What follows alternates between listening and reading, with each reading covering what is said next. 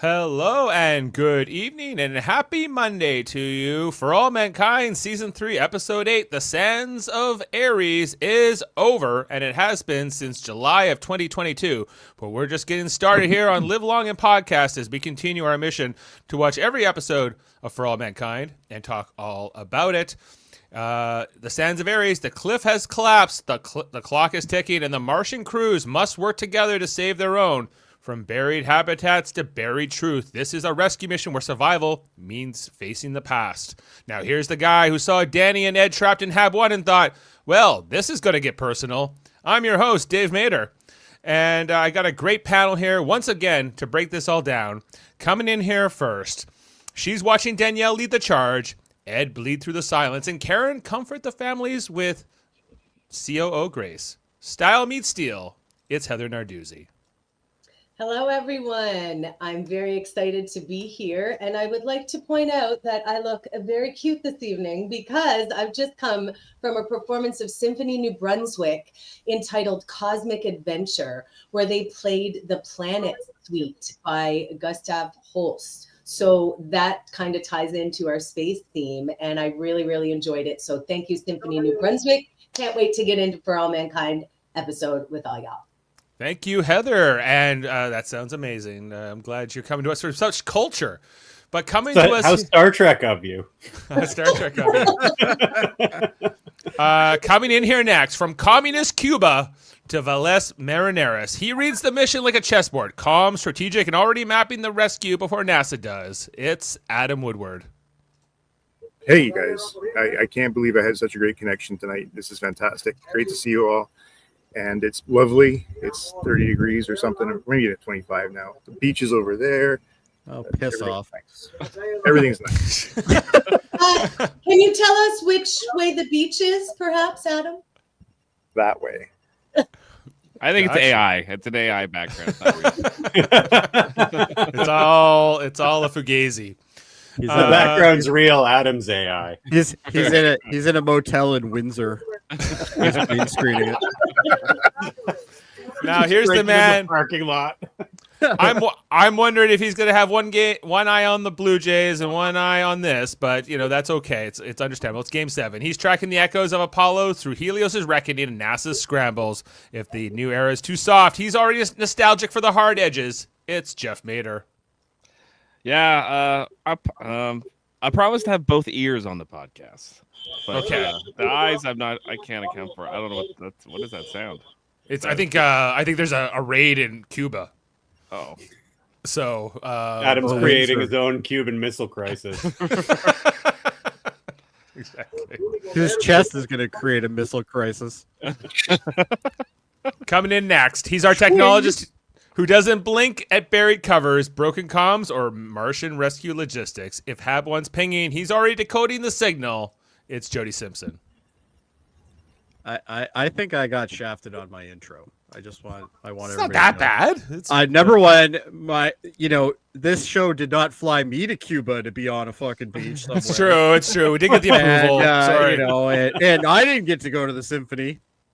Budget appropriations. Game. These are the compromises we have to make in politics. Sometimes, Jody. I'm currently in my basement and I'm near my large freezer with meat in it. That's better than the Symphony or the Cuba. And lastly, our spiritual compass, weighing Ellen's compromises, Pam's disappointment, and the ethics of leadership with quiet clarity. It's Kevin Millard. Oh, you're oddly enough, that is, I think, my favorite part of this episode is Pam and Ellen. It's a really good scene, actually. Yeah, I think I'm with you on that. So thanks to the whole panel being here on a Blue Jays Game 7 night. Really appreciate it. This is So is Jeff going to keep us updated, please? I mean, I can if you want. Thank you. Can you at least keep Adam updated? Okay. Well, you have better internet than you normally do. Exactly.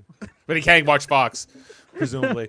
So this is the 28th episode overall for All Mankind. Came out July 29th, 2022. Written by Joe Manosky and Eric W. Phillips and directed by Dan Liu.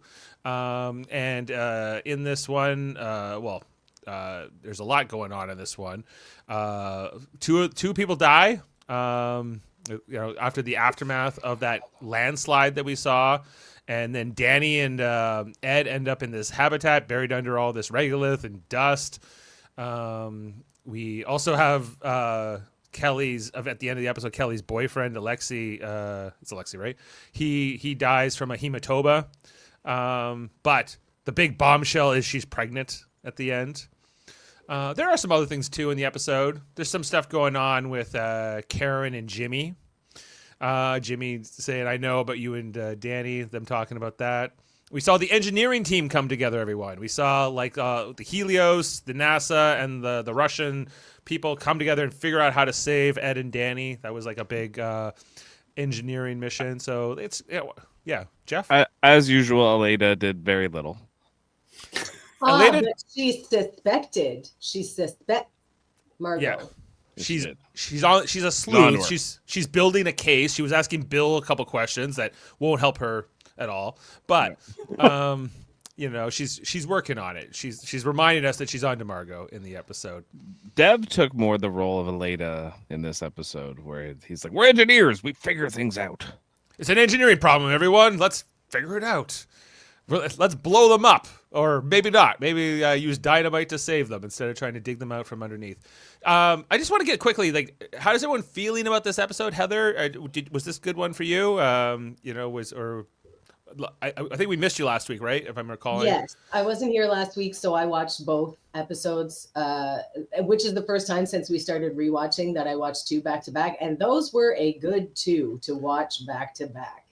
Well, Adam says nope. You may not have caught our podcast last week, but Adam was having like an existential crisis with last week's episode. So. It made him. It made him want to fly go to Cuba. Yeah. He just flew to Cuba. He finally had enough, and he's like, "Fuck Aleda, I'm going to Cuba." He's gone to the Russians. That's it. No. The defector dog himself. That's it. Defector The show's dog. pissed him off so much he wants to be the bad guy. No, I'm really liking it. I'm super into it. We finally get to see Danny snap and punch a robot puppy to death. That happened last time. And then this week, we're seeing everything that they've set up. And Ellen and Pam. Ellen, finally, get it together. This is good for me. I'm into it. Yeah, me too. Pam was. Like Kevin was saying, I really like the scene with Pam and Ellen at the kitchen table there. Them talking about what had transpired between them, and Ellen later on kicking Larry out for the meeting in the Oval Office. Oh yeah, Mm-hmm. yeah. And he's like, "What? Can you give us the room, Larry?" Yeah. Adam, are you feeling any better from last week? Yes, much better. This was a much better episode. They actually did something on Mars. Heather, I was so mad last week. They did nothing on Mars. They're freaking on Mars, and it was all about the freaking emotional baggage that everybody's carrying, blah, blah, blah. I was so sick of it. And anyway, I feel much better after watching this week's episode. Dave, the engineering problem. That's what's good. This is what we're here for, to solve problems and get things done. So it was good. I'm going to leave it there, and we'll talk about it as we go. But I last week I said the show jumped the shark. I'm coming back now. Oh, yeah. You did send me a drawing. Did we put that on the podcast last week? Did we see Adam's drawing of? I don't think so. Yes, you did. You saw that. It up. Oh, did I forget? Yeah. Okay. Well, if anyone else can throw that up for me, that'd be great. I'll send it. Or Jody, if you could put that Sorry? up there. Adam apparently drew a picture of jumping the shark, his metaphor for what happened. Yes, he did. So just if we could bring that in for me. Well, I'm want sending that? it right Okay. now. yeah. Grab it. Jeff, how was this episode for you? The rescue mission. Was there anything in particular you liked about it? I thought the episode kind of boiled down to what you said before, where it's a lot of one-on-one scenes between duos throughout the episode. You have like 10 of them. It's a lot. Yeah. It's very It's a noticeable. lot. And they're all very heavy Mhm. conversations. Like none of them are light. There's not a lot of laughs in this episode. It's a lot of, and then it ends in tragedy and rescue. So you kind of it's a heavy episode, but I like it because I like heavy episodes, and I think there's some good, like, there's a bunch of moments like in a lot of TV shows you have this trope where it's like, oh, are they gonna say the thing? Are they gonna is he gonna find that out? And then and then it doesn't, but it happens, but it doesn't. It half happens, Yeah, not quite the way you're maybe picturing it to happen Right. in advance. Yeah, and that's a good observation. I hadn't really picked up on the fact that this episode is a series of like one-on-one scenes. It's like, there's the scene with Dev and Margot in like the observation lounge right there. She's like, "Hey, people are running out of air. Can we start figuring out like this? You're the smartest guy we maybe have, so maybe we should get you in there and solving some stuff." But he wants to pine over his dad and all that kind of stuff in the moment. There we go. There's Adam's diagram of jumping. This is how he was feeling about For All Mankind after episode 7 of season. He texted me that with the caption. I do admire his week's show. drawing ability. Have you done any windsurfing while you've been in Cuba? Have you literally tried to go jump a shark? I was swimming in the Gulf today, but no, I have not done anything sailed yet. Maybe tomorrow. Yeah. Jody, can I go to you next? Sure. Was there anything in particular you enjoyed about the episode? I did like the Ellen and Pam thing. I think we mentioned that at the beginning. Mhm. Somebody did. I think Jeff maybe. I really liked that. I thought that was finally an interaction I actually enjoyed watching between those two, because every other previous one hasn't been that great, other than when she left. That was a neat conversation. But anyway. That one's good. I actually did like Dev for the first time, which was nice because usually I don't like him at all. So, but Dev, he kind of comes up with the idea. I love his response to "We're engineers." We're engineers. Like this is an engineering problem. It's solvable. An engineering problem. Yeah, like it's no issues. It's not insurmountable. And he's totally right. You calculate as much as you can, and you'll be able to achieve that. Right. So it's not undoable. So yeah, and just them all. For me, that was my favorite part. Like on the first watch and watching it again tonight, like I was like, oh yeah, like them, like them all coming together and like the problem solving, and they keep doing that. They do more of this, I think, in season 4, which I really enjoy. It's just like the people in Mission Control, how important they are. And it's not like they haven't done it up. But as I think it was Jeff that said it, literally, this entire episode is just one-on-one conversations, and Largely. they are rather deep, as he said. Like they're you got Pam and Ellen, who, like, this is a major milestone in her life that she is now finding out about, right? Like, so it's the question is she going to redeem herself, or is she just going to be the ass that we pretty much know she is? So we'll see that when I guess that will progress, and we have all these different ones. And I do agree, Aleda was literally useless in this episode. She literally looked and then said a couple things, and that was it. Dev did way more. Yeah, they didn't give her many lines. Like No, she had nothing. presumably she helped to figure out the problems. Well, you saw her as she was leaving, like when they packed up at the end. Yeah. You saw her, and she was like, tired out and stuff too. So. But I think they really wanted to give a lot more, I guess, agency to Dev and Bill to some extent in that scene.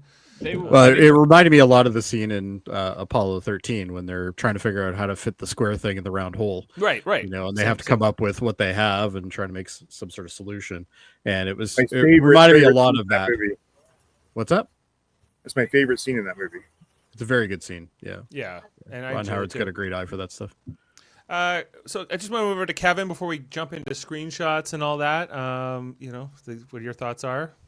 I love that Pam's not mad. She's just very disappointed in the person that Ellen has become. Yeah. Right. I really, But wasn't really love that scene. Wasn't it great that she called her out on it? Like, she's talking to the president, and That's what I like about Pam. She's very she direct. just went back to her way. She's very direct. Yes. Yeah. And She had every scene with Danny and fucking Ed, every scene I'm like, he's gonna tell him now, and then fucking doesn't. It's driving me crazy. But what about all the stuff that Danny did tell Ed in terms of like all that stuff about Shane, right? Oh yeah, Heartbreaking. yeah. Yeah. For sure. There was a, He's not wrong though. Well, Ed definitely was that. No question. I was a little surprised with that scene because, like, was Danny doing it to hurt Ed, or was he doing it? Well, which part? There's two parts, right? There's the part where he says the bike riding part is the part. The bike riding, and like your son was afraid of you, and like he never would have died if you blah blah blah, right? But on the other hand, at the end, he's like, all that stuff that we got in trouble for when we were kids was all my idea. It was all my fault. I made him take the fall for it, and if I hadn't made him do that the last time, then he wouldn't have got grounded. He wouldn't have got on that bike. He wouldn't have got hit by the car. And then he also tells us this other story. He's like, then I chose to live the life that he couldn't. That Danny joined the Navy and went into this route because that's what Shane would have done in his mind. So it's not because of what he wants. Can I just point this out? Why wasn't this a thing in season 2 and in season 1? Like, why didn't we see more of this whole arc that they kind of did with Danny? It's like it's all retrospect. It's like he keeps talking about, oh, remember this and we did that. They have to have a facility to make him good enough before they kill him off. Well, yeah, but all I'm saying is like they had the opportunity to tell his story. And they don't, and then they retroactively tell the story, and I think because they hadn't thought of it yet. Supposed to hate him as much as possible. Well, yes, but I think we would sympathize with his character more if we understood his trauma. Him telling us way after the fact. I think it's like, well, we didn't see it on screen. We didn't see his story. That way, we knew they were friends, and we knew he lost his friend. That was about he's the Dr. Smith of the show. He's the one that you're supposed to hate all the time, right? And I disagree. I have a lot of empathy for Danny, and I think we have on this show. Oh, I have empathy for his situation, but it's not like a dick. Look what's happened. Look what's happened to him. Look what he's been through, and you can certainly understand why. But as a viewer, I don't have the prefix of when he was good. I have a couple scenes of him when he was a kid, and that's it. I don't know how that actually did affect him. We're going to learn, obviously, before he dies off. We're going to learn. I'm positive they're going to kill him off. I don't know yet. I'm pretty positive. But like just in terms of like what's going on with both of these brothers too, like the Stevens brothers, and how they're both screwed up in different ways from growing up the son of Gordo and Tracy and in the NASA circus and everything else, and but that's why I'm not sympathetic towards his brother either, because his brother I only got to see like once or twice when they were growing up, and we don't really know how he was affected either. It was completely different. It's just we now know he's like this weird kind of on the borderline Antifa type guy, where it's like all over the place, and he's against the he's against the man and all this stuff. So we'll see. He hates NASA basically, and the establishment of it all. Well, which he has a reason, I guess, but he has a good one. I think he has a pretty good reason. They took his parents from him. It wasn't it was their choice. I think the duct tape took his parents from him. It's like if your parents are cops and they die in the line of duty, you're still going to be like, you might have resentment toward them being a cop or their choice. Or even cops in general. Yeah, right. And Danny took his parents from NASA. But we haven't seen anything around that yet. Yeah, true. Yeah. I would love to see that statue in his backyard. Like you even see, and a character we haven't brought up and we really should is Amber, and she's featured in this episode quite a bit. She actually talks. She talks, and she has a very important scene with Karen because she is the new Karen. Karen was her. Yeah, she can sympathize because she's in the same spot. Yeah. And she's being there for them, like make you dinner, things like that. And she makes her spaghetti again. I'm kind of shifting back to Jimmy here, but that whole part where they're outside, she's outside with Jimmy, and Jimmy says, "I hate everything with all my fiber of my being. I hate everything about NASA. I hate everything about the space. Now he's worried his brother's gonna die on Mars, etc." And Karen just says, "I know exactly that feeling. I know, but she got over it. She got past it, right? Not that she likes going. Well, I'm not sure she did. Like Because she's made a couple of mentions of the fact that, like, if she never returns to space, she'll be very happy about that. I think she's, You know, but stuff she's like not. that. She's I gone think past she's like still- the fear. Like she's not just like, will Kelly Okay, I die? get Thinking what about you're is saying, Kelly gonna die every second. She's still living her life. She's Yeah. able to manage both, which is more healthy, I think. So, Gotcha. And speaking of Kelly, so Alexei is dead. Kelly is pregnant. Yeah. The Russians appear to want the baby, and I don't fucking care, unfortunately, about any of it. yeah.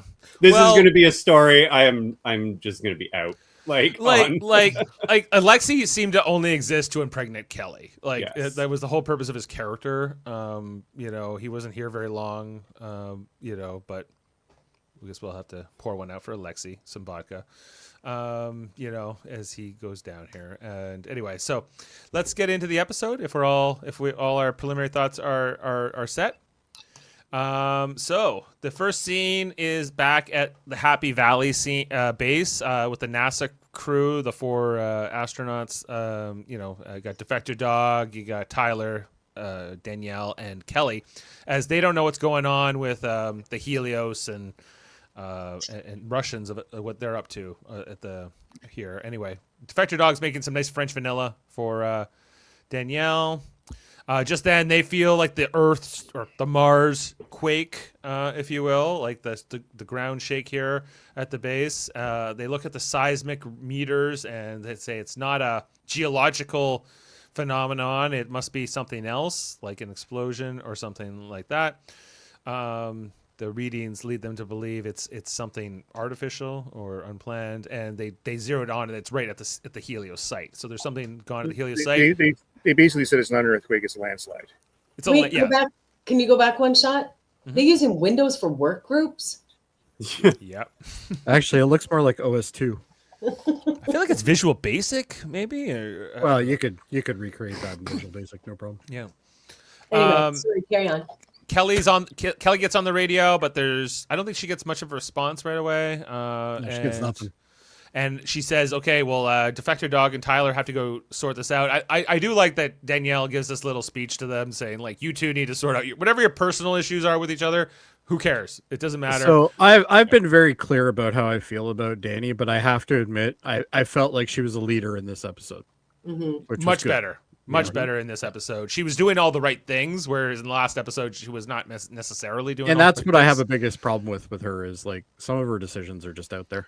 No, She's I just a think little most of her inconsistent. decisions are fine. She takes disrespect when she shouldn't. Mhm. That's Well, my only that for problem sure, with yeah. Danny. Right. And can we say, her crew members, they look great in their cream. No, clothes. we cannot look say good. this. They do look good. Christ. I was gonna let it go. Anyway, We Later all know on- you weren't going to let it go. later on they changed I their shirts, and wasn't. I'm calling it out. I'm calling it out when they do. Anyway, How do you feel Awesome. about the hoodie that she's wearing? it's fine. It's better than the shirts. It Anyway. doesn't. What she's wearing doesn't seem very like what they would wear in space. But they're Like- not in space. They're on a planet. Hoodies are universal, man. You can That's wear them fair. for anything. Yep. It's fine. Anyway, Kelly can't get the thing. They're seeing the We're gonna get readings buried in here. one. Back at the site, we see the aftermath of the landslide here, as Alexei pulls himself out of the Martian desert here. He is alive for the moment. It won't last. He's trying to get someone on the comms, but there is no response. He wanders around for a while here, just looking for somebody. Not sure if he's the only survivor. The Russian for- spacesuits are awesome. Yeah, I like the cosmonaut suit better. The helmet in particular. Anyway, so he's moving along here, and he finds a foot in the sand. It turns out to be Nick. I didn't even like learn this guy's name until he's dead, and now he's like, come on, I want to know what's casting all these images on his helmet, especially that X one. It's like yeah. I think he was maybe trying to clear off the dust off of his. Oh, you think it may be fingerprints? Maybe, Oh, okay, but maybe. You know, Yeah. it's clearly opened here. Yeah, Nick didn't make it, guys. He died happy though. Look at him. Yeah, He looks like he's having a good time. he's got a decent I'm kidding. disposition for. He's someone. reunited with his smashed up robot puppy now. There you go. Right, and That's a nice way to spin all it. dogs Heather. go So to heaven. he came yeah. down too. So Danny. Yeah, he and came him down, and like him and Danny came out of like the base there to try to help. The thing too here is that Nick's the only one that knows that Danny screwed up as bad as he did there back at the base that led to the landslide, or at least in terms of like rescuing them from the landslide immediately. Like, so that kind of dies here with Nick in some ways. This They don't show's really good at teasing something that I want to know more about, and then not doing it. Yeah. Anyway, so Lexi feels sad for Nick. Who's going to take care of the toy dog? No. The Sands of Ares is this episode. As we get our title card and our credits, and coming out of all of that, we pick up with the whole Pam and Ellen scene after the credits here. Back in Texas, with they're having tea or coffee here. Ellen again is the president of the United States. But Pam's pretty chill about the whole visit Pam's here. like, I hit that. And she doesn't respect her. She No, doesn't respect there her. is no respect at all coming from Pam. Yeah, and they, hey, what's up? And I can't remember like the order of everything they talk about, but one of the things was about I guess the first thing is the note is the letter, because really the reason Ellen's here because in the previous episodes Larry revealed that Pam kind of broke it off under some false pretenses, that it was because she wanted to go back to Blair, but the boring lady, but it wasn't that. It was that she knew that Ellen would always choose the job over her eventually, or her own ambitions eventually. Hey, can I just say something here? You know how when you have a painful breakup and you wish your ex would just disappear off the face of the earth, but then instead they become the president? I know exactly that feeling. The absolute worst. Like there would be no way to escape your ex. Heather, has that happened to you? It has happened from to experience. Like the president of the fucking trash can. It's about all my exes, the president of. But Anyway, hold on here. I liked what she said here. I also saw a lot in you to change things for people like us, and like she had Ellen on a big pedestal and think she would be an instrument of change, and instead she just said, "You just compromise." One compromise after the other, which Ellen says is a reality of politics. And Pam saying, I was so happy and excited when you were sworn into office. I thought, you were going to bring a lot about change for people like us, she says, and in other ways. Don't you think this kind of represents how politics works? She actually represents the people, in my opinion, Pam. Yeah. And when she's in DC, she's talking to Larry. She's that he represents the elite class that decides everything. That's not really in the benefit of people.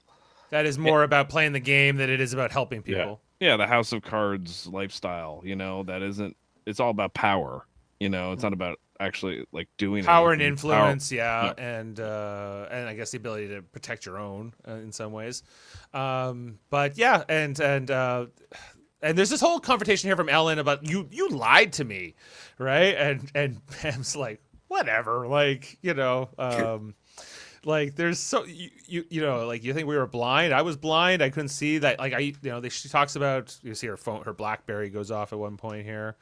That the work is always sort of out there. That Ellen being a very driven person and wanting that sort of. But she also went down the road of saying, what, if I had stayed around, I would always know that you would be itching to get back into that or do more with your life. Right. Yeah. Well, and she says you would eventually resent me. I mean, and that's the truth right there. And by the way, I love freaking Blackberries. I miss my Blackberry like that so bad. Like that was just me the too. best. Remember ever. a physical keyboard? Oh, the best. I had that too for a year, and then the BlackBerry came out the next year with the touch screen. Terrible. It was terrible, and that was the end of BlackBerry. It also corresponded with the same time iPhone came out, right? So it was kind of all those things at once. But I liked the BlackBerry while I had it with the physical keyboard myself. Anyway, so yeah, I thought some really good, interesting things here said to Ellen by Pam. All true. I was very much buying everything Pam was putting down in the scene. And I think that Ellen heard a lot of it. I think Ellen, did receive. I think that's kind of shown later on when she asks Larry to get out, and she kind of realizing that maybe like allowing Larry to kind of influence her so much has not been good. That for was her. such Can you a go back to good the earring moment for a for me. second? I hate Larry so much. Can you He's zoom in? such a snake. What, her earring? Enhance. Mhm. Oh, okay. It's not what I thought it was. All right. Okay. Thanks. I would like to note, if you look here on Pam's cup, it's a thistle. The Yes. flower is a thistle, and the thistle is Scotland's national flower that represents pride. Interesting. But there's also a dual connotation of resilience and strength, but also pain and aggression. So I think that was a deliberate choice, in my opinion. Oh, for sure it was. They do a lot of detailed stuff like that in this show, so that was cool, I thought, to notice. Yeah. Someone says this show is so whack. He's the only one here. Well, someone's got to start somewhere. Welcome. Thank you for Welcome. watching. You're just the other one commenting. We use live to tape them. We get a lot more views from the Yes. playback. What? to tape. Whack is good, right? I don't Whack. That's what all That's the what kids are saying. Yes, Back it's to the lit, names. Kevin. Right. Anyway, the Secret Service eventually comes and takes Ellen away. And The expression on Pam's face here says it all. it's so good. Like just her body language, everything. Mhm. Pam is so like over this with Ellen. In terms She of is. compared She's very to how she shy at is. Twain. Okay, so you're the president. That don't impress me much. Yeah. Yeah, that She and I are twinning it up over here. Yeah, exactly. Feel like a woman. But you know what? I hope this goes nowhere. Like, I think Pam's being. I hope this goes nowhere. What a quote. That is a quote. You hope that Pam She's doesn't- she's not leaving Meh for the second time to go be with the president that is the head of the Republican Party of all parties. It's just not happening. Well, Like- her and Blair aren't together. Blair went and opened a bookshop in Portland or some shit, guaranteed. Oh, she's So- alone? She's single? No, Bla's there. She just fades into the background. No, like, I think- kind of I- in the I- That's wallpaper. actually her on top of the bookshelf. I think Pam might be single. I don't know. It's not clear. Anyway, so we It's then not head clear that it matters. Not clear that matters either. Anyway, so we head back to Mars. Lexi is looking around here. He eventually finds this one. She's one of the Helios astronauts. I can't remember her name, but she survived. Her name is Mueller. She was the one with the broken arm, I think. Yeah, but she's looking better than. But they eventually find Castillo, the Cuban cosmonaut.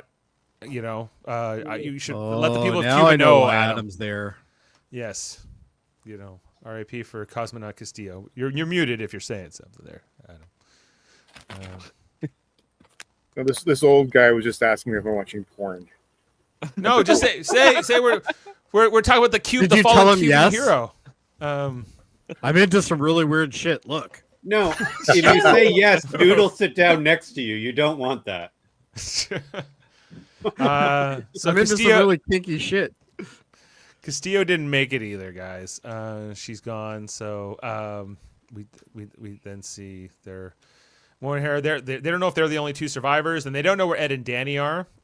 We eventually go up here to the Phoenix, the Helios ship in orbit, and they're trying to figure out what they can. They're talking to the Happy Valley base at NASA, trying to see if they can coordinate rescue efforts.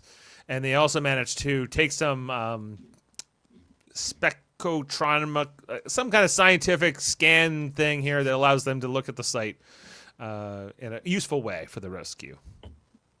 I'm not a scientist. It was very sciencey, Dave. Good I job. It was. It was. I I was blown away. I was hanging on every word. Where's Margot and her circle chalkboard drawing of the moon when you need it? Moon. That's what I like. Moon. Yeah, sight. Anyway, we go back to here to Helios, and they're having a meeting here with all the team. Karen, Dev, Bill, the Russians are here. Dev is very focused, very very kind of absent in this part of the conversation. He's just looking at the readings. He said here. one of the most truest things ever to be said about office culture, and that's honestly, if you're in a meeting, it's far too distracting. Right. Meetings are terrible. Meetings can be completely unproductive. Very rarely are they productive. So, yeah. Yeah, but look how many pens Bill has. Productivity. One of them has different colors in the main pen. Productive. It's quite like this 90s shirt he's wearing here too, like with his like I'm not gonna lie though, when I was a kid, that 4-color pen, that's magic. Oh yeah. Oh my was god! absolute To magic. get that in my stocking at Christmas. Oh was yeah, I was excited to have one. enhance. Yeah, I think that's even the one. That's the It one. had the Jody. little thing that you could tie onto too. Yeah, Oh, I think yeah. that's the one. I had one that was like 12 colors, and it was too big to actually hold and use. Functionally. I remember that. It was like that. It was like that thick, Yeah. right? It was like Yeah, it was yeah. like cigar. It was like cigar. Oh, there you go. Anyway, so they all kind of leave the meeting. Dev's absent here, and I'm not gonna lie, I like his shirt. Hey, we should get you one. Karen says we I'd need to wear go it. talk to all the families right now, like all the families of everyone who's missing, or dead or whatever. And Bill's like, okay, whatever you want, gotcha. We then head over to Dev. Dev is now focused. Remember, Dev was the guy who wouldn't let the Phoenix save the Russian ship, right? That was in peril. He said, no, we're going to Mars, and now he's kind of seems This to have is his redemption. He's had a bit, he's having a bit of a turnabout here. He's, changed his leaf a bit, and No, he's same leaf. Same leaf. same leaf. Dev is just He's about so- glory. That's all he cares He's about. just- and he's thinking of the shareholders right now and the value of the shares that have just fallen overnight. But I think that he comes around here. I think it's maybe both. But I think he's also maybe fascinated with the problem to some level. There's a problem to solve here, and I think any good engineer likes that. So I think there's a bit of a challenge here, but I think he's having a bit more of a crisis in terms of like maybe he cares a little bit more about humanity than he used to. And Karen is pushing him in that direction in a good way. Don't worry, he's going to let us all down, I'm sure. This was a great scene, by the way, because this is where she says she's got to let the families know. Yeah. Mhm. And he goes, "Well, you're going to make those phone calls." No. We go to them. We have to go to their Yeah. houses, wherever Yeah, they I are. really like that too. So, I mean, like she's Marge now. She's Marge. Right? Yeah. Right. Yeah, it makes sense. She's she It's is the like the circle of life. elder stateswoman in some ways here. Only in the 60s, Marge was the wife of the guy at NASA, and now Karen is the COO of the company. It's the 90s, baby. You've come a long way. Right, but her skill set remains. She's still got all this background, right? And She so, also has a But it lot also- more responsibility for what has happened. I mean, Yes. she's Yeah, the she's- COO. That is true. absolutely. But it also too. it also says like there was like during the the Jamestown or world, there was not a lot of incidents that probably happened after they got established there. Mhm. Yeah, other than only the ones we probably saw on the show, right? In season 2 in particular. So so anyway, good here. We then finally catch up here with Ed and Danny inside of the habitat. Ed has been he was already punctured, I think, before the landslide, right? That's part of the reason they were bringing him back after the whole everything went down at the mining site. Yeah. He's Yeah, 'cause bleeding he had out here. shrapnel in his arm. His shrapnel in his abdomen, and Danny's trying to bandage it up here. Like Danny and Ed have not been getting along as of the last episode in particular, where they nearly came to blows. I there. love how they shot this scene though, because he looks even more sinister than he normally looks. Well, yeah, because he's coming off of the withdrawal because he's been taking Yeah. so many drugs, and so he looks. no, they strung did a out great here. job with it. I thought. We see like how buried they are here. We see like through the window that they're just kind of like deep down. It can't be that buried. I can see the sky Where? up at the top. This is rocks. No, go up higher. Up here? No, by where the ridge of the hole is. Yeah, That's not the sky. That's not just a little dark spot there. no sky. don't know. They're underground. They're 20 meters down. 20 Is meters what down, they but say. they don't know specifically how far down they are either, right? Well, they're not really down. They're actually got shit piled up on top of them. And Danny says he's turned on the transmitter, but whether it's working or not is anyone's guess, or if it's getting through. He's like, I don't know if the transmitter is working, but let me tell you about how much of a shitty dad you are. Yeah, we'll get there. We're not there yet. Anyway, so he has to get bandaged up here, and Ed is in a lot of pain. Danny is not in the best place, as he's been not in the best place for a while now, and this isn't going much better. He's feeling like he's gonna die down here with Ed, and that's not necessarily how he wanted to go. But so there's that. We actually see how far down they are. Like we kind of look at the ground above them, and then we zoom out, and we zoom out some more, and we say like you would never know they're there, like unless you knew exactly where to look, right? Like that's how kind of obscured they are beneath that sand, the sands of Ares, if you will. Anyway, back at NASA. We have all the teams coming together. All the engineers are coming together. The Helios, the NASA, and the Russians are all here. We got sandwiches. We got bagels. And we got lots of Diet Cokes. And bankers boxes. I love the bankers boxes they always drag in with them. Bankers boxes because they're working remote. Before they were working remote. So they're all here.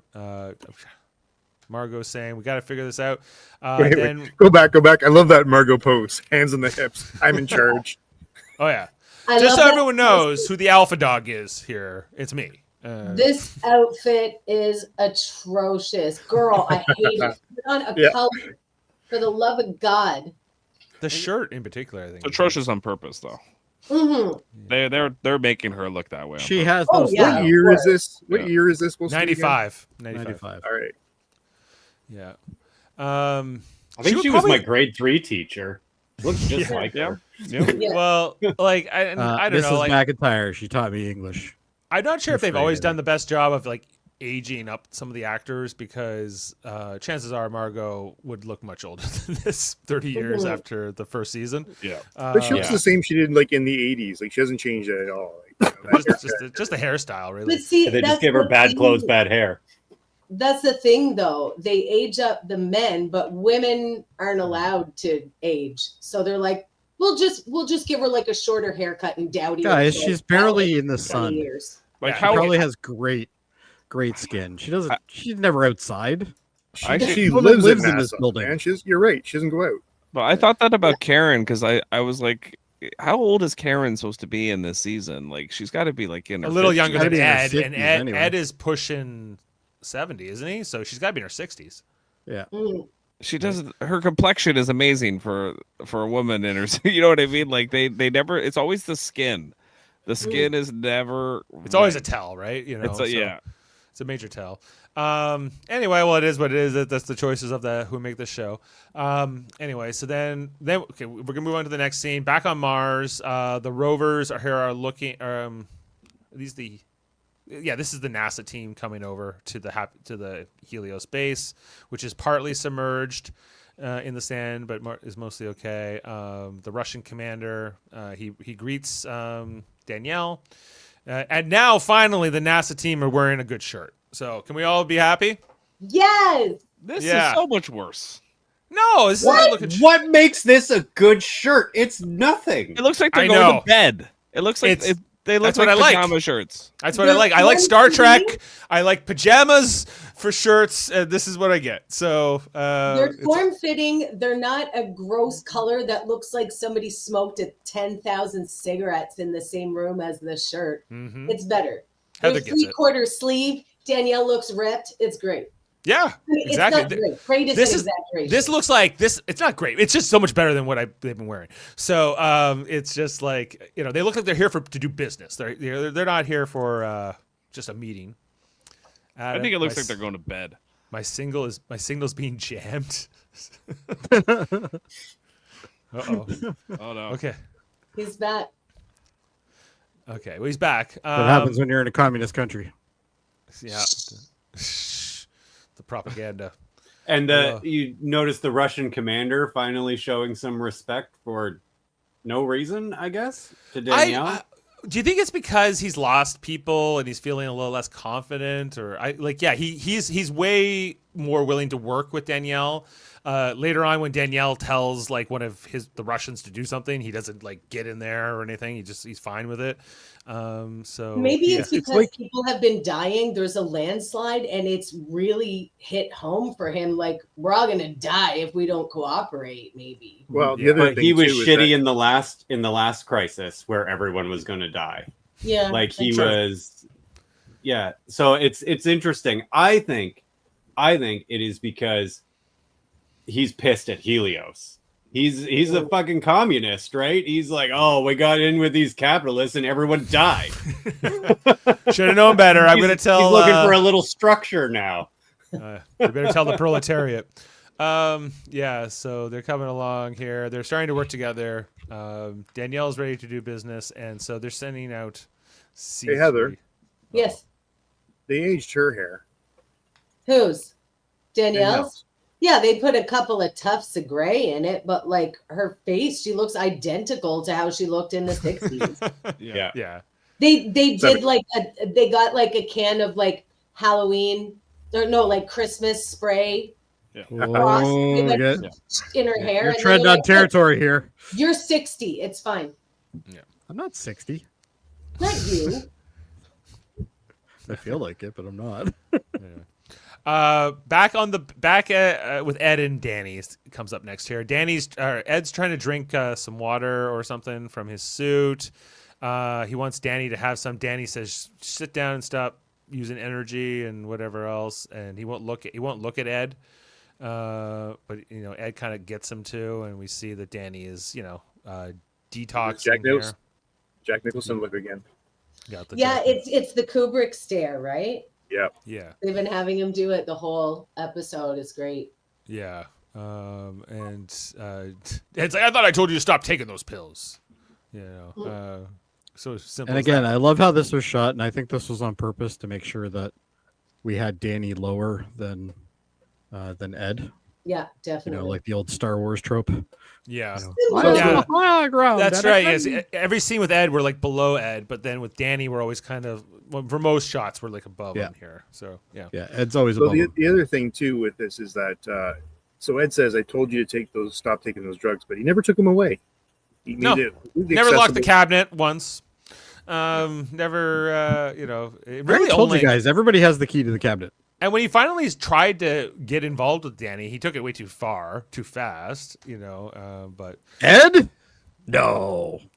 Ed might have some temper issues. No. Anyway, is this where they get into the fight? No, that comes later, right? Yeah. Yeah, it comes a little bit later. Yeah, later. Because back at the Helios base, somebody's here. Somebody's at the door. Come and knock on my door. Who could it be? And it's Alexei and Mueller. They're alive. I guess, we got kisses Depends on through how the you window. define alive. We got kisses between Alexei and Kelly. This romance, everyone is so invested in this romance in this panel. You know what? It's I can't not watch it. It's the greatest love story ever told, really. Oh, it really is. Fuck you, Titanic. And we even see her. I guess like Danielle, like everyone else seemed to knew about this, but Danielle's like, "Oh, huh, I didn't know." Look at Defector Dog. He's like, "All right." Defector Dog. Like, this shirt looks really good, right? Also, I don't think that shirt's looking that great on him. No. It is not. It's looking better than the other one. So who knows that she's pregnant at this point? I don't think anyone knows she's pregnant specifically yet. It's only when assumed. she gives blood later for Alexei, and I think that's how the doctor finds out.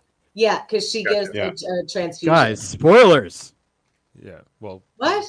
we already said he's dead. I haven't watched this. This is all new to me. Yeah, right. And Adam, I think, too.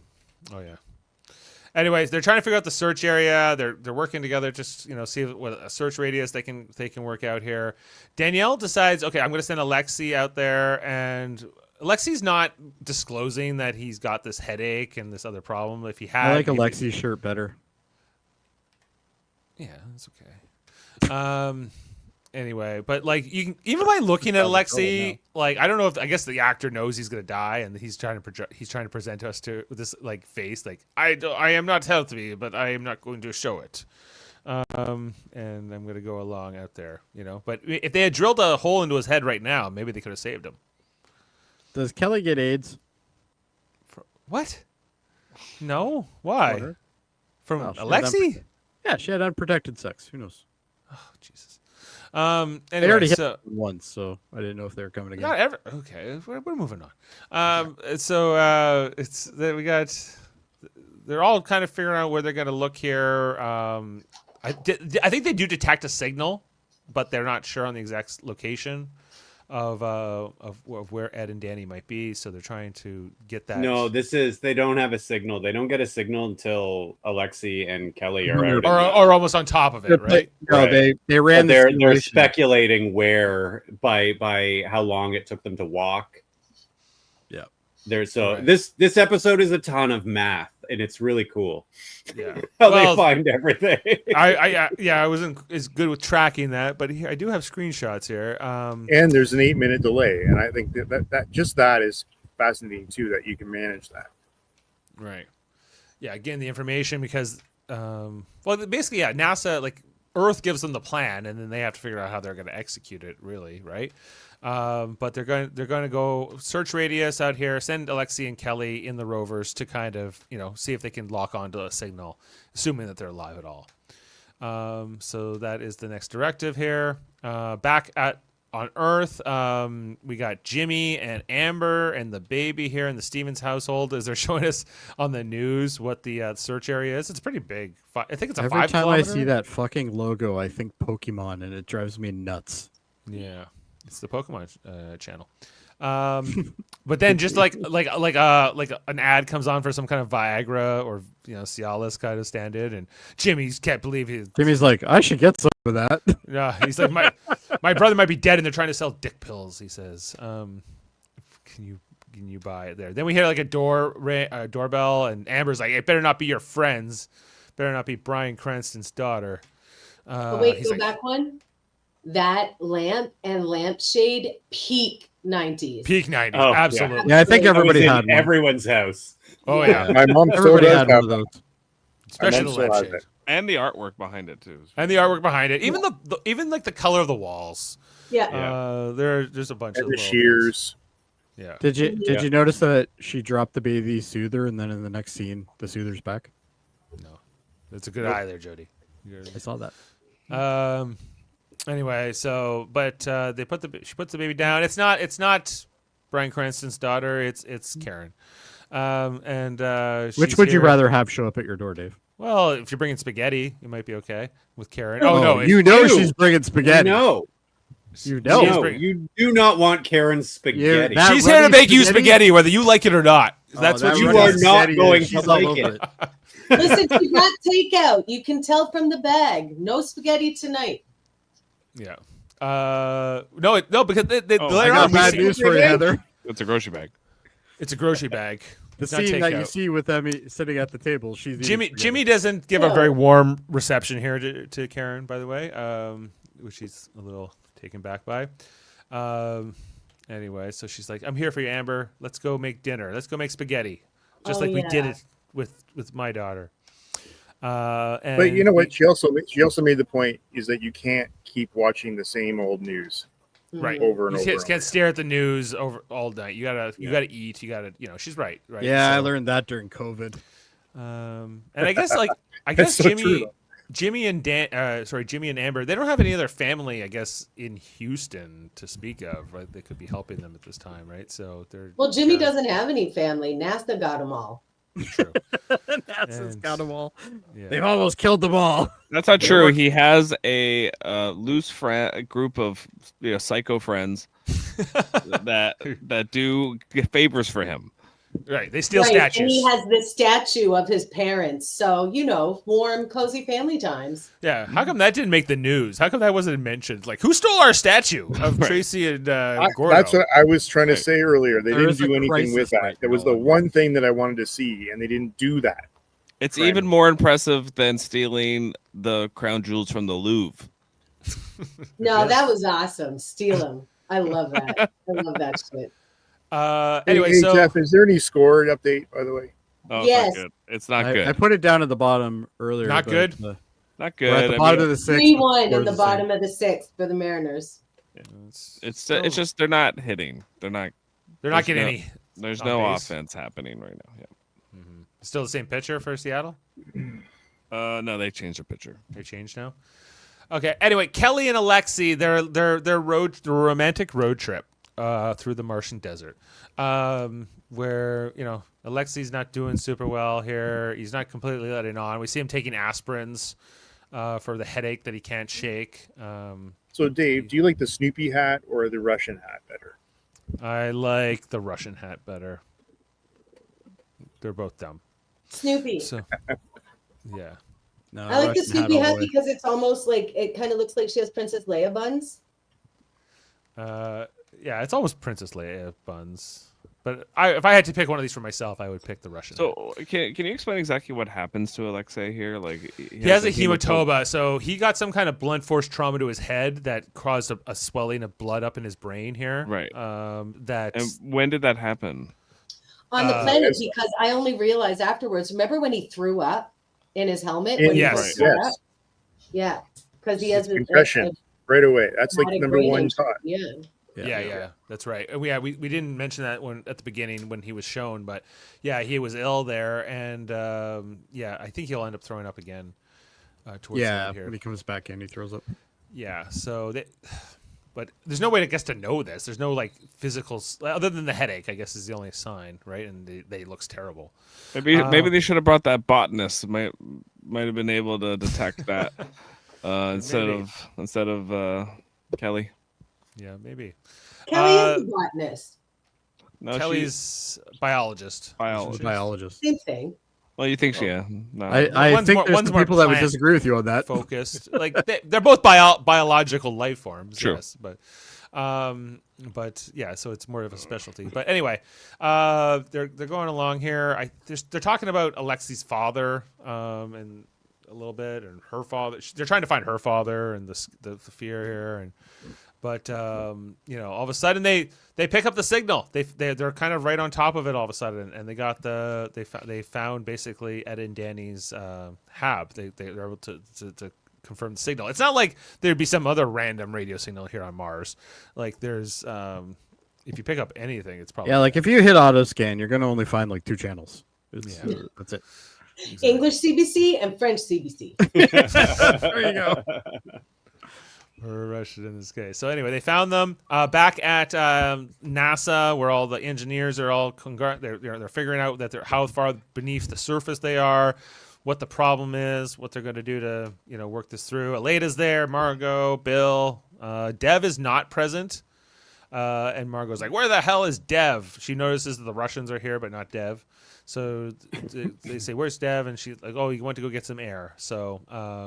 So she goes to find. Why is Dev critical to this? Don't they have like a room full of I don't know. engineers? In this, Margot was all of a sudden very worried about Dev. Yeah. And then we also see. She's like going, okay, I'm here. The Russian her, she's there, Yeah. Where's and my counterpart? Dev's- Where are my 2 counterparts? I guess is part of it. and Dev's guys are dying here. Right. They're trying to save two of Dev's guys specifically. That's also a good point. Yeah. So, but after Margot goes to find Dev, we also see here that Aleda is looking at the Russians. I think she asks Bill about Margot. What did the Russians say about Margot? They say she's a real ball buster. That's what Bill says. That's it. That's all he knows. She's like, thanks. Cool. Yeah, it's not like the Russians were going to go up to Bill and go, "Hey, guess what? Yeah. Margot's Guess what, been Margot? working for us. She's a great spy. Do you want to be spy? Good dental plan. Yeah. Anyway, the scene here with Margot and Dev in the NASA like observation lounge here. She's like, "Hey, we got like 10 minutes to save people's lives." Does this woman ever stand up straight? Well, this is her being casual.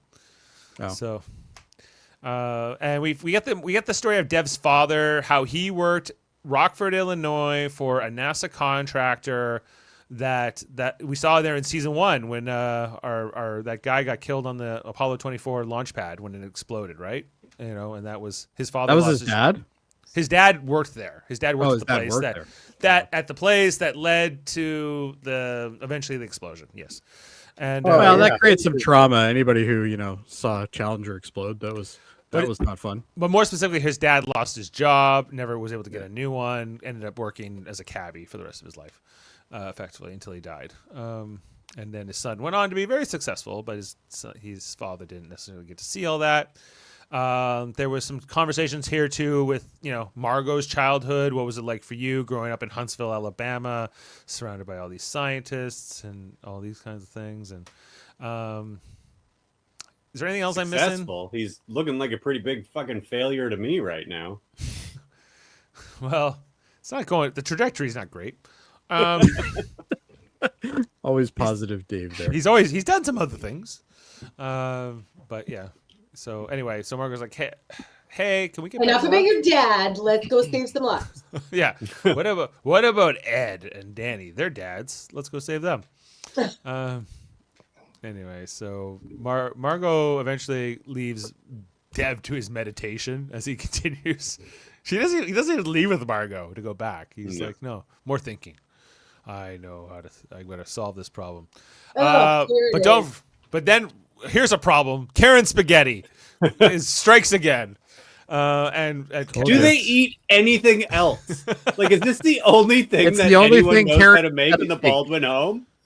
Listen, Like- she's a busy COO. This is called Busy Gal Spaghetti. It's noodles and ketchup.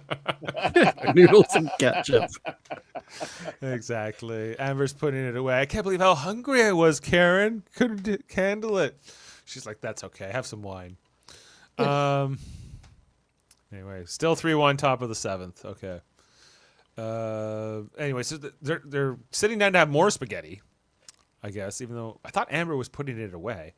But she tried, and Karen was like, no, girl, it's good. It's soul food. It's good for you. Eat the spaghetti. After you eat this, And then Amber cries. Amber just bursts into tears at the prospect of having to take another bite. She's like, it's so runny. Yeah. So she has this whole breakdown. Why does it taste like ketchup? You didn't bring any of that Parmesan stuff Ed likes. Then the phone rings, saved by the bell. As they get the news here, Karen answers on behalf of Amber, and she eventually says, "Well, they found a signal, so there's hope. Basically, like we don't know that they've been saved yet, but at least there's hope." Jimmy comes down. His presence is not as happy. What's he doing? Like going back upstairs and listening to like My Chemical Romance or something?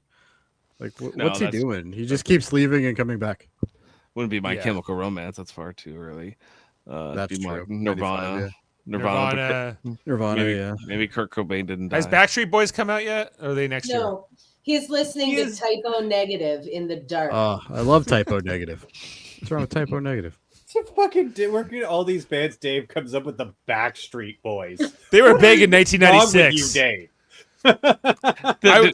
Does he Dave. seem like the kind of kid that's listening to Backstreet Boys? He's Who, definitely Dave? no Jimmy. Yes, Dave, but Dave for sure, but Jimmy, no. Dave for sure. He's listening to 9 Inch Nails or. I remember when that music video came out with Backstreet Boys. Remember that it's called? It was like they're all wearing like the jackets and everything else. I thought, oh, is this cool? Is this new? Dave, move on. None of it was new. I'm digging a hole for myself. I gotta get out of here. Move on, Dave. All right. Meanwhile, Back at the White House. meanwhile, at the White House, the Backstreet Boys are visiting. No, it's actually Ellen is here, and Larry is there to visit her. Where were you? No one knew where you were except for the Secret Service. God, I hate Larry. Ellen tells Larry, I don't saw like him. Pam. I was talking to Pam, and Larry gets all mad at Ellen about it, saying, "What are you stupid? You're, Like, is anybody else rooting for a murder suicide here? Oh my Might God. happen. Jody. Like I am. I'm just It letting you might know happen. now. I don't like either one of these. I'm hoping Larry goes to jail. well, yeah, like Right. that, going to jail. Wishing him to go to jail would be more reasonable. I want him to get a coke habit first, though. No, the Damn 80s it. are over. Yeah. Yeah. No, it's just booze and heroin in the 90s. And Ellen's like, I'm sorry, did I not show enough discretion after Larry's whole fling with his staffer? And, he kind of backs down. Yeah, Ellen. This is Ellen moving away from Larry, know, and the devil on her shoulder, if you will. So wait, do we get him fired at least? That would be good. He's not, he has no job. He's just the president's husband. He's just Hey, literally a what's the job? professional mooch. Like that's what he is. Yeah. Yeah. Anyway, the vice No, president's he's an here. advisor. He's an advisor. Yeah, that's a special name for Yeah. mooch. Ellen meets with her president or vice president more than like Bush met with Cheney. I think like every scene. Oh, no, Cheney. Oh no, Cheney didn't want to meet with Bush. He just pulled the strings all the way along. Yeah, it's just he's a very active VP. This guy. Anyway, Then he got shot in the face. Anyway, so then Ellen goes, Larry, can you Ed give us the room? I'm going to talk to this vice president by myself. Ellen looks amazing here. Go back one shot. Ice cold. Get out, Larry. Love it. Yeah. Yeah. He's He like, was the room. listen, bottom feeder, get out. Mm-hmm. Larry's like, oh yeah, sure. And then he kind of scoots off here. Yes, Uh, Miss President. They do make him look so pathetic in this scene. Like Yeah. he really does. Well, more than normal anyway. more than normal. Yeah. Yeah.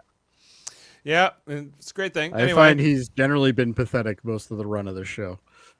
yeah, because he was acting kind of like a chief of staff. We were saying previously, Yeah. but he wasn't a chief of staff. He's not filling that role. He's just kind of like this advisor.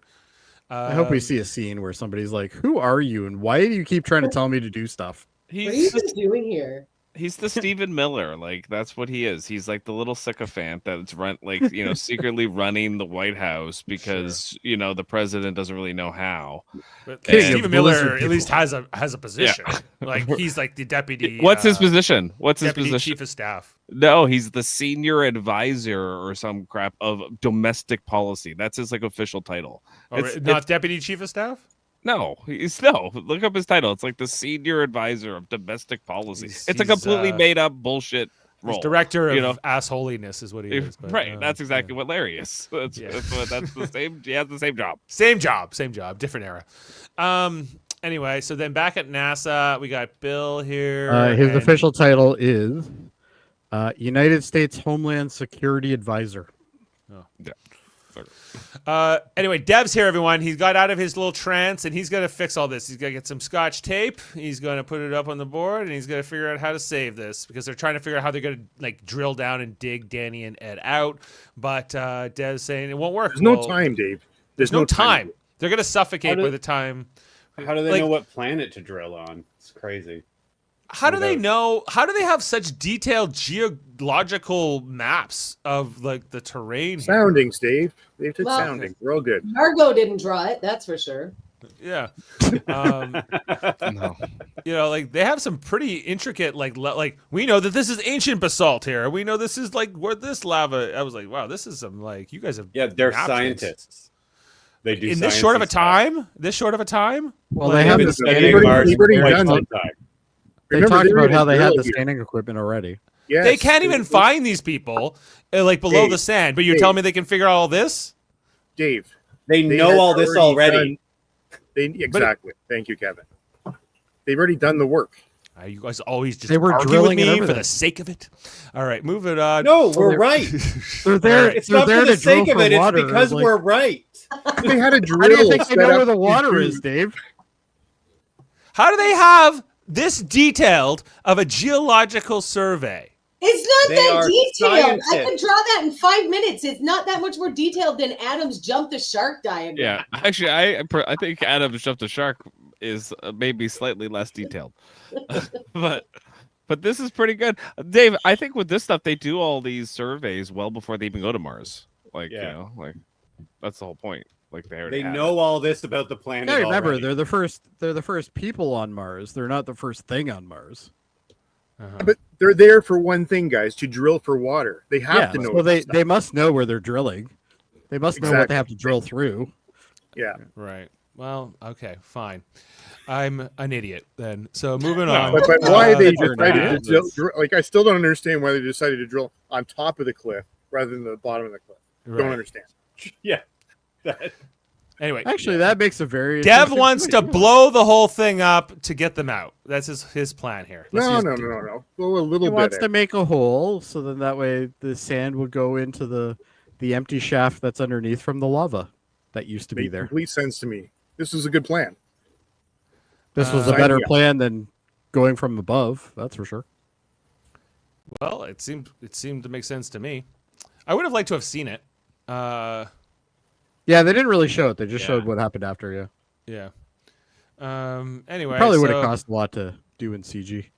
this is where Dev says, "Oh, these are engineering problems. We can do it, right? Like we know that digging them out won't work in time, so let's think outside the box, and let's work the problem, everyone." And they're like, "Okay, let's get there," which we all enjoyed, so that's good.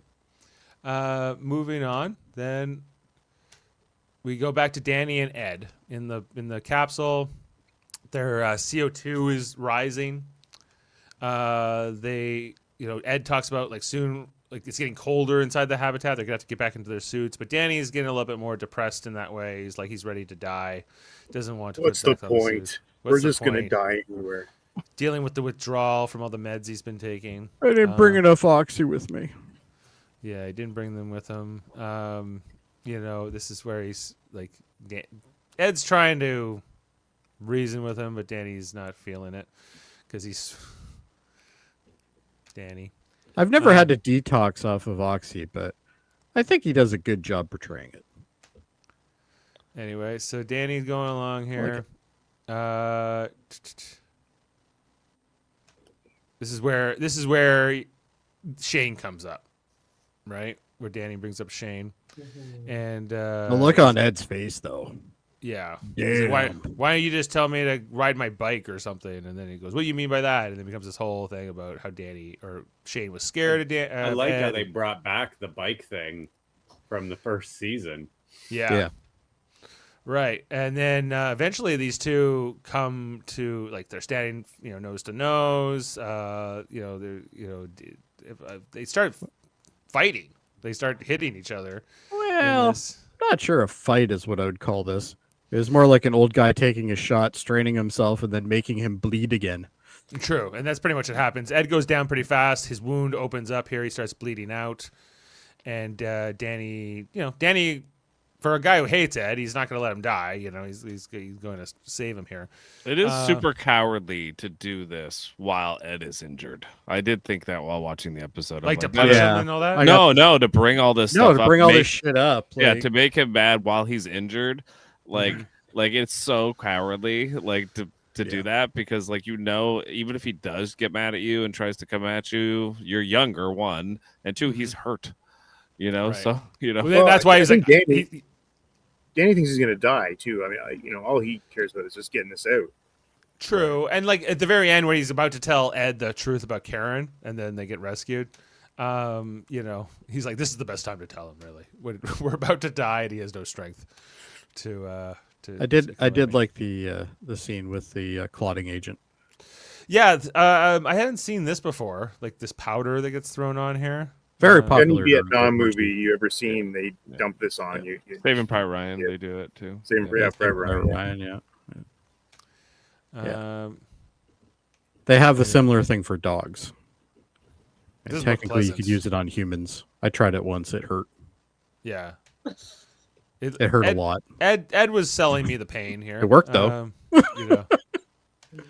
Anyway, so then Danny watches Ed just on the box here. Then we see where they have to drill down and put the explosive into the lava tube so they can get them out. It has to be a very precise thing, a very precise placement, or they're going to blow themselves up and or kill Ed and Danny in the process. You know what? And You know what I would love the scene here, just to put a little more suspense on this whole scene, would be a countdown clock to when either they go CO2 is too toxic or they get too cold or whatever.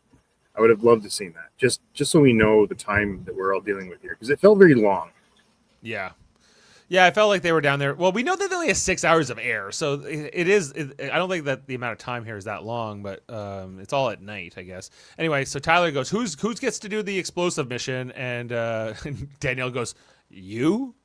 And she's like, "But unless you don't want to do it, then I'll do it." And he's like, "Come on, you don't know anything about bombs, Skipper. I'll do it." Yeah, So, we don't need you blowing yourself up. We don't need Is you what blowing it yourself up. says. So yeah, Tyler and Defector Dog head off to take this on. Then we got back here next thing with Jimmy back at the house. Jimmy and Karen under the stars in the backyard talking here. This was a neat conversation, though. Oh I have yeah, to- another Well- truth teller. This was Yeah. a very callous conversation. Jimmy drops the bomb. I know about you and Danny, and then Karen goes, "Oh, what do you mean? What do you mean?" And they're, she's like, "Come on." He's like, "Come on." Eventually, This she is almost 3 a.m. for them. kinda, Because right. there was a clock in the background there. Was there? Oh yeah, Yeah. You're right. It's like almost 3 a.m. And they have a cornhole set up back there too. So As one does. as one does, Yes. Especially in Texas. especially in Texas. Anyway, and she's, Jimmy says some pretty poignant things here to Karen, like you used my brother, or why my brother? Why, like why'd you do it? And Karen says, because I was angry and Oh God, when he Scared asked for- that, I was like, please, this show, I'm done with this show if he asks why not me. Like That never even occurred to me, but Or yeah, how about they were- tonight? How about now? right. I was like, oh God, if they do that, I'm out. I'm free. Are you? Yeah, no, this might be a bad time to do that. it'd be weird if he I'm was not saying angry. Karen would say no. I'm just saying that Yeah. probably ill-timed. Anyway, so she, he calls her out, says, "You used my brother. Why did it have to be him?" She says, "Because I trusted Danny, but I don't know."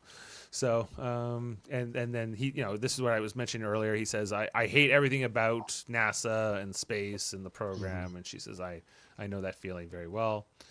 As they're left kind of looking up at the stars, waiting to find out if Danny and Ed are going to be saved. And contemplating all that. He's like, I wonder when my penis pills are going to get here. When do I get that penis pill money?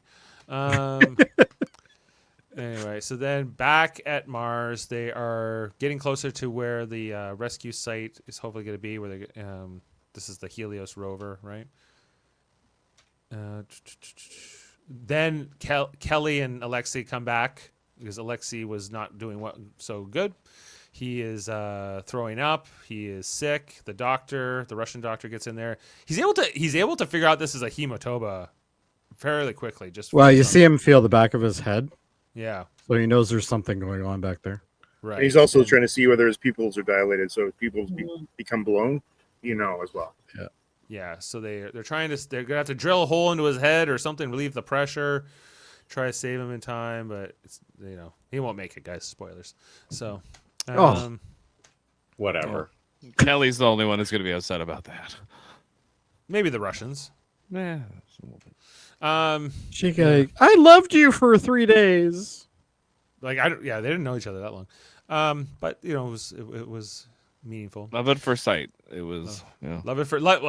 I think it was hearing. lust at first sight. Because you remember he called over from his ship originally, like, "All right, we're about to do something really stupid. Can I trust you?" That was kind of like their first conversation. We then see them trying. Oh yeah, this is Tyler and Defector Dog who are like planting the explosives in the lava tube, using the laser pointer to be very exact with the measurements. That is a grocery scanner.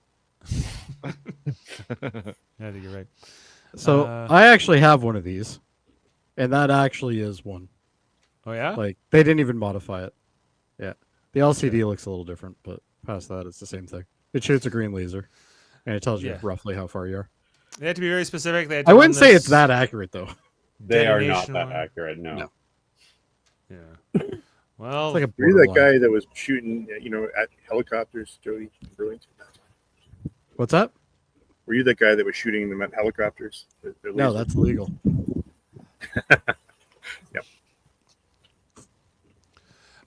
We get the other. This is kind of like the last scene with Ed and Danny before they're rescued. This is where Danny says, "We need to get the suits back on, Ed. Just to stay warm." And Ed is now kind of traded places with Danny. Ed doesn't care. Ed's more like nothing matters. He's thinking about Shane and everything that Danny said to him earlier about Shane, and he's kind of processing all of that, and not feeling, tell him to be a man. I told my son to be a man last time I talked to him, and it was so stupid. And the regret that Ed feels from all that. Yeah, because he was like 8. Yeah, something like that. He also told Danny to be a man and knock it off, right? Yeah. Like 2 episodes ago. And Gordo. And Gordo, remember? Yeah. And Gordo, exactly. Ed, get a new catchphrase.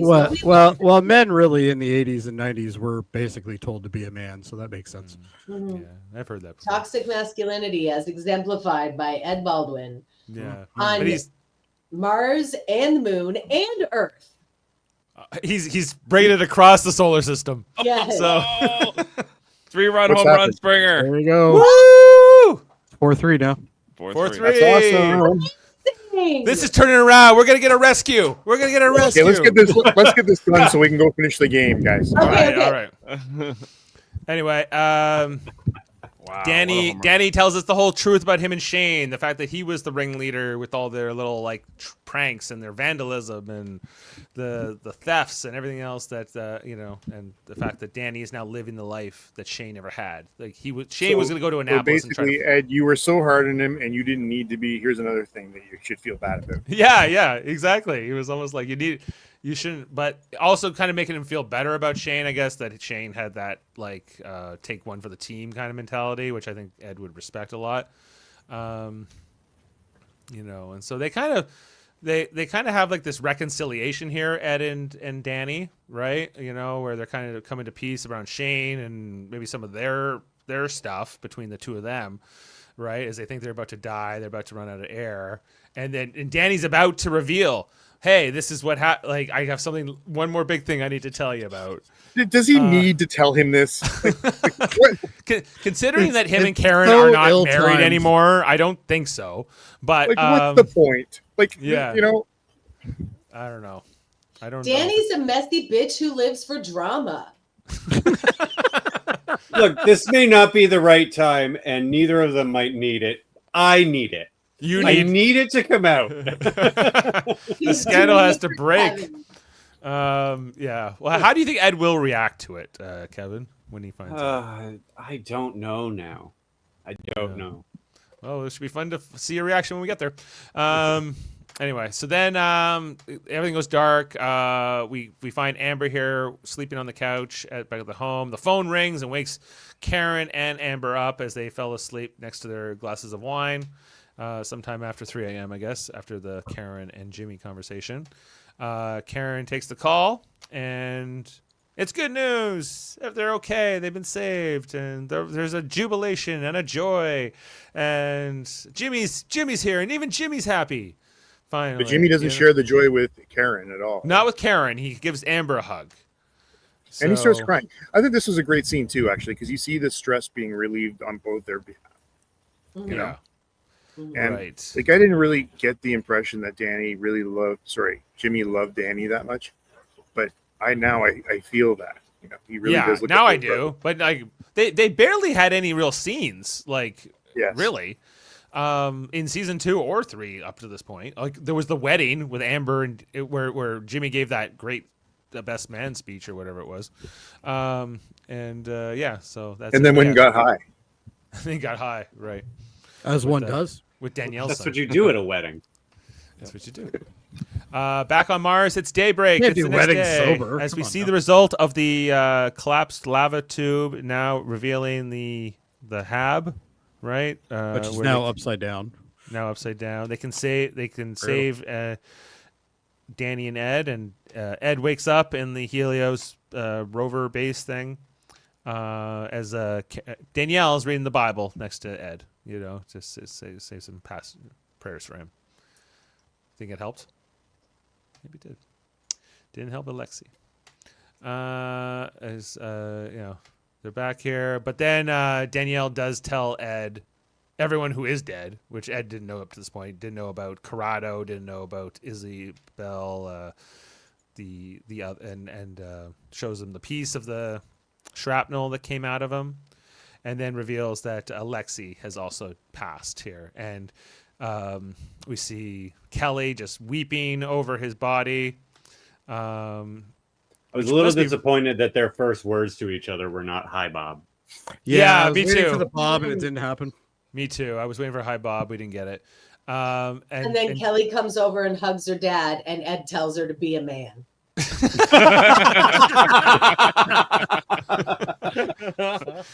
She also like leans right on like his wound here, which you see the discomfort. So you just see go him wince shrapnel in too. there. It's time for hugs. It's fine. Yeah. He must be so confused because he had no idea that there was any relationship with these two.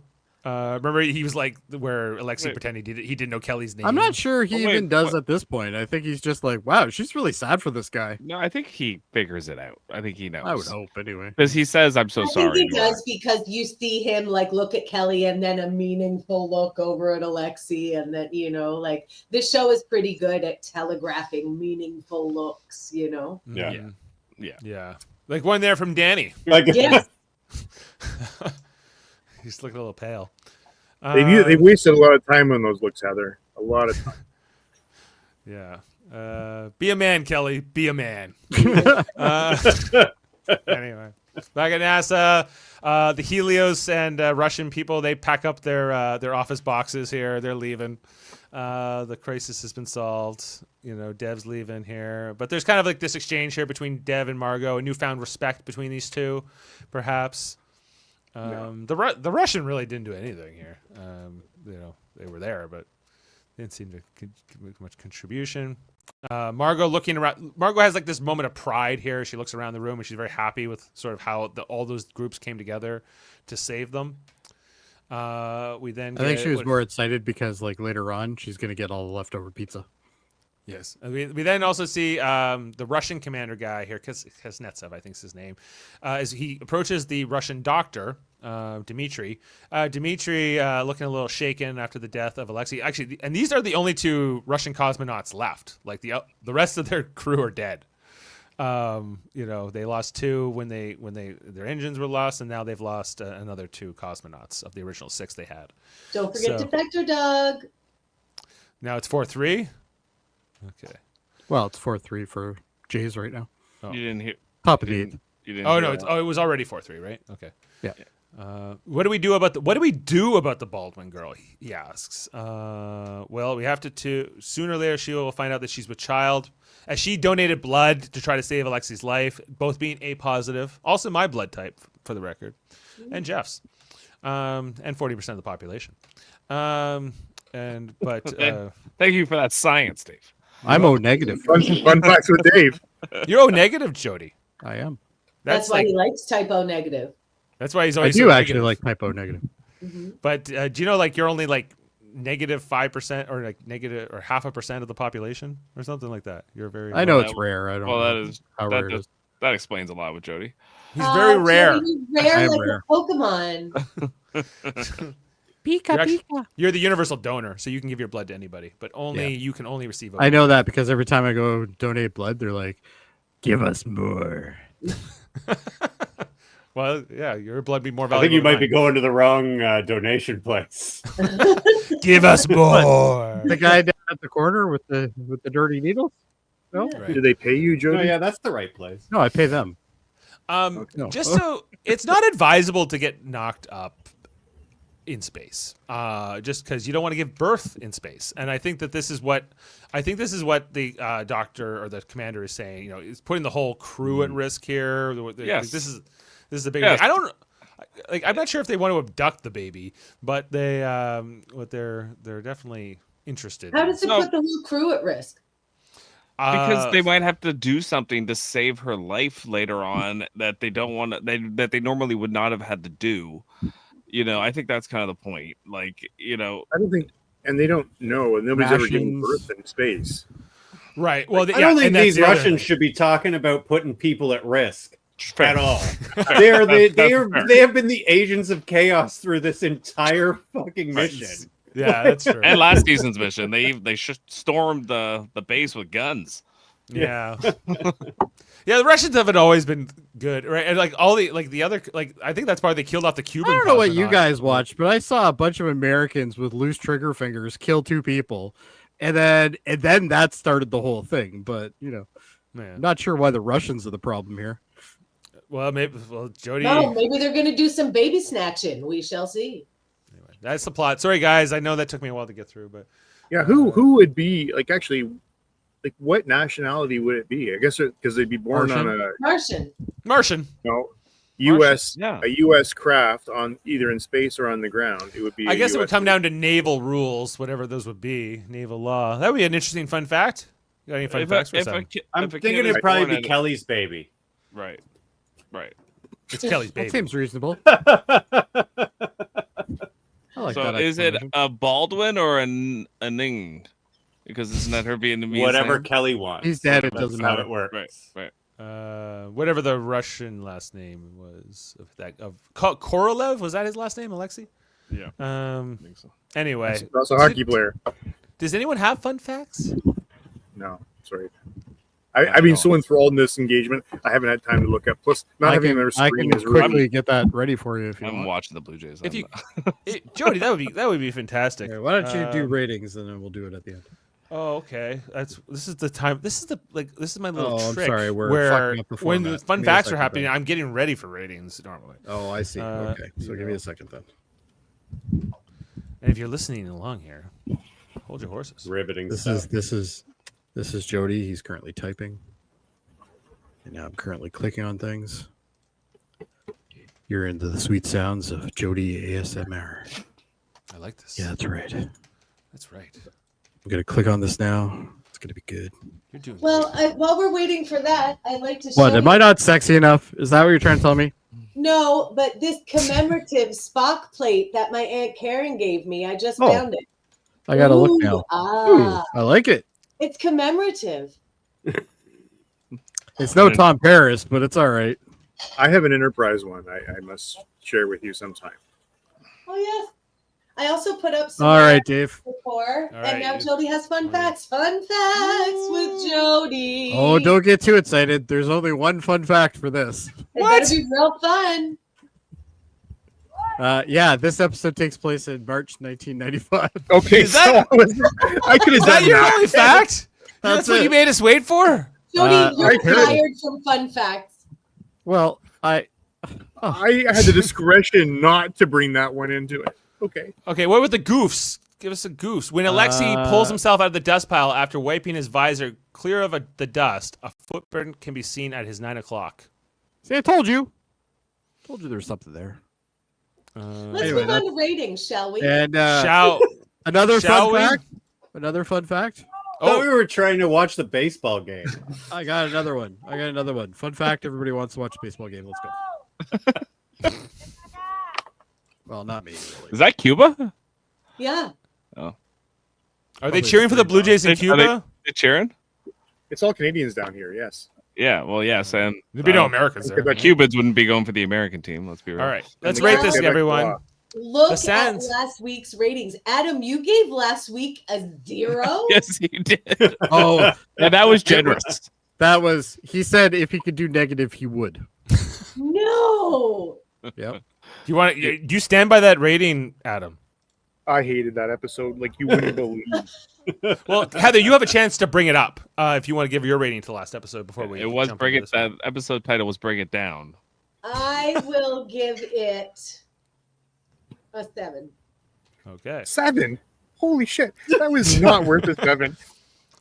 Well, Listen, you're in. I watched 2 episodes in a row. So God, I don't love really you, remember, Adam. Like what happened in which episode. So I'm just gonna say 7.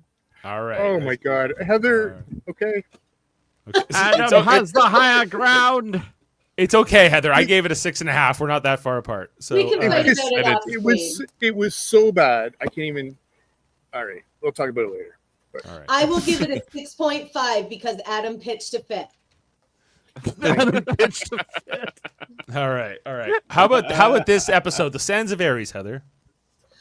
I will give this episode a 9er. Lots A of 9er. stuff happened. It was awesome. I loved it. Good job. All right. Jeff. 9.2er. Okay. Kevin. 9. 9 from Kevin. I liked it. I'm going 8 though. It didn't blow me away. Adam. 8. 8. And Jody. I'm gonna go 8 as well. 8 from Jody. Okay, so we are averaging between the 6 of us an 8.5, and this has a 7.8 on IMDb. So better than last week's best episode IMDb wise since 7 Minutes of Terror, and yeah, we're already averaging higher on the season. So season 3 is already going to beat out season 2 for sure. That is, well, unless we have 2 stinkers for the end, which I don't think we will. So yeah, that's where we stand for the season. Thanks everyone. All right. So Go Blue Jays.